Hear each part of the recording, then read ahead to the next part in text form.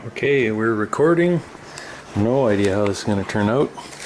Sort of a Sony Handycam clip to my hat type thing. Hopefully it's looking at what I'm looking at. And it's right side up this time.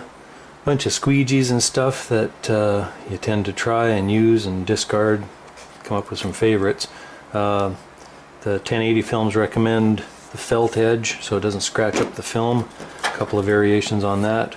Some suppliers recommend or suggest just putting fuzzy Velcro on, but some of that's pretty hard, so you got to be careful which ones you choose. Anyway, this one for a test, there's the sort of a graphite colored 1080 film. That's the lightest color, and I've printed black and a lighter gray on top of it, so you can see the stock color there is at the end, and the small stripe. Takes ink beautifully. They say it's not printable, but takes ink nice. And then I put a 3M laminate over top of it. Still handles quite nicely. Stuck it on the hood of the old Camry here. A little bit of a demo, perhaps. It's got the almost invisible air release channels, and I've just taped it in place. Put a little bit of the knifeless tape here. See how that works. So the hood of the car, it's kind of a warm day here, so we're going to see what it is, and looks like it's pretty warm. 96 degrees. Definitely a nice temperature to get a stretchy film on if you want to stretch it a little bit. If not, you have to be careful not to put, at this temperature, not to put too much stress on it, or you will end up stretching it. I've put some tape marks down.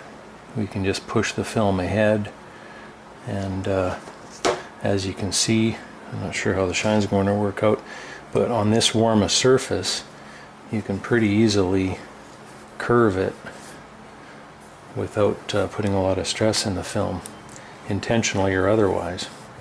So gloved hand can easily apply it. You definitely, see I've gone over my tape mark there, you definitely want to go back over it with firm squeegee strokes to really embed the adhesive onto the surface. I'll keep going this way. Take off that hinge line I have.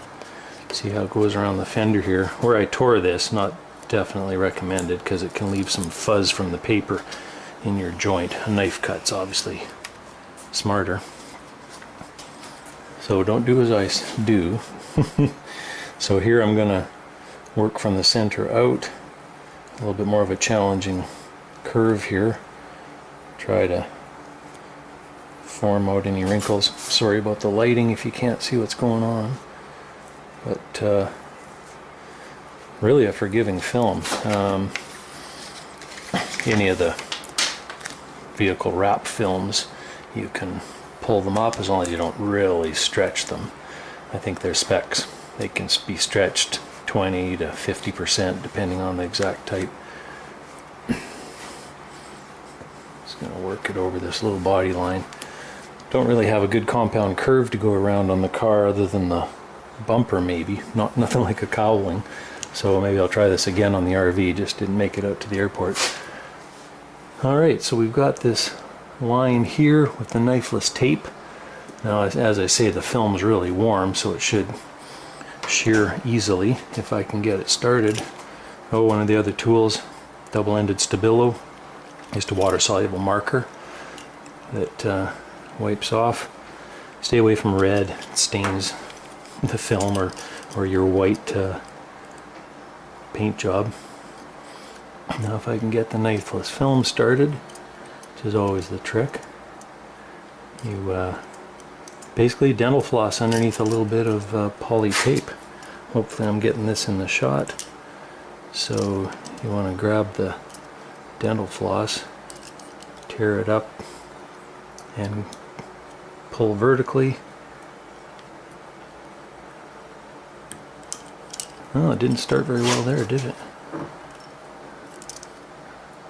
Across my film. Oh, that's a bad demo. Supposed to be able to just pull up. They do say to make sure it's squeegeed down over the line really firmly, but I think it's actually too soft at this temperature. So that's interesting. Try it in the other direction. So you're ripping through the green carrier tape as well as your vinyl that you want to keep. And this video is getting pretty long, so we'll see if I got anything worth looking at here. Alright, we've got it.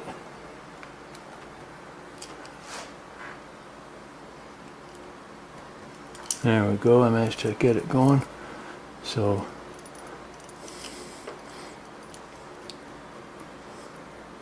I may be off on the angle you're supposed to pull it at. I think it's a 45. And there it just slipped through, so we didn't get a cut there.